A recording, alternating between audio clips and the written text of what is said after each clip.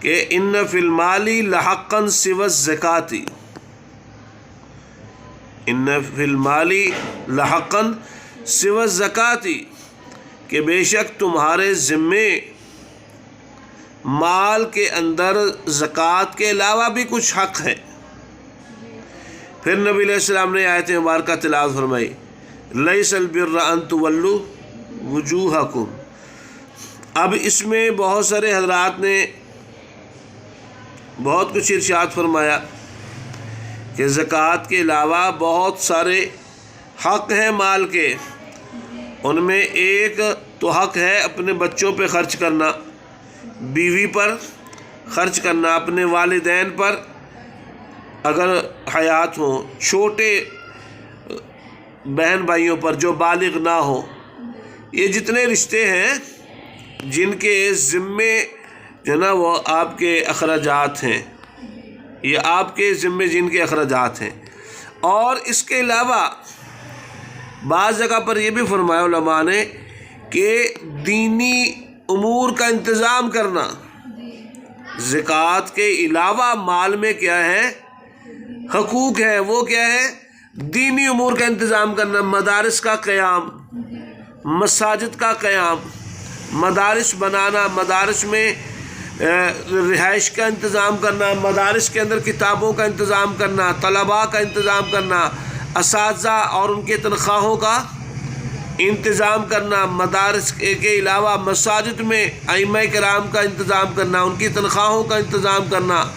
خادم اور مؤذن کے لیے تنخواہ کا انتظام کرنا، مساجد مدارس کے بل کا انتظام کرنا، گیس، بجلی، کھانا پینا، اور یہ جو ضروریات مدارس کی اس وقت چل رہی ہے۔ ایک بات عرض کروں معذرت کے ساتھ، میں مالدار آدمی ہوں، میں نے دیکھا جی واہ جی واہ مدرسے میں بڑا کام ہو رہا ہے،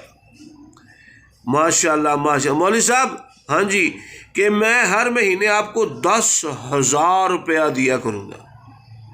ہر مہینے آپ کو 10,000 روپیہ دیا کروں گا۔ اب وہ مولوی جو ہوتا ہے 10,000 روپیہ لے کر جیب میں ڈال لیتا ہے اور پھر سوچتا ہے اچھا یار 23,000 روپیہ بل ہوا تو چلو 13,000 ہلے رہ گیا، ہاں لیکن میں آیا، میں نے ٹانگ کو آ کر مولوی کے کندھے پر رکھ دی، مولوی جی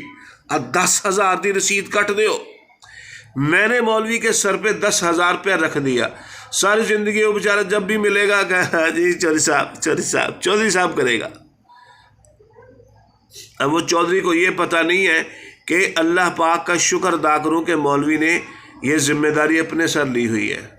اب وہ مولوی اپنے بچوں کا پیٹ کاٹ کر مسجد کا بل جمع کرا رہا ہے،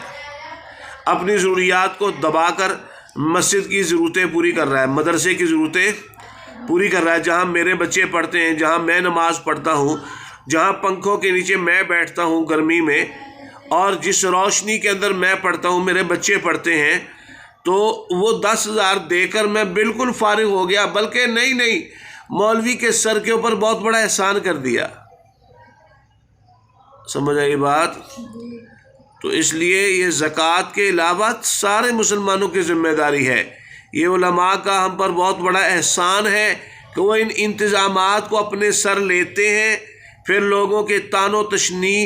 اور زکوٰۃ کھان والی قوم، ہاں اور لوکاں دا مال کھان والی قوم، اس قسم کے بےہودہ بکواس قسم کے طعنے بھی اپنے سر پہ لیتے ہیں۔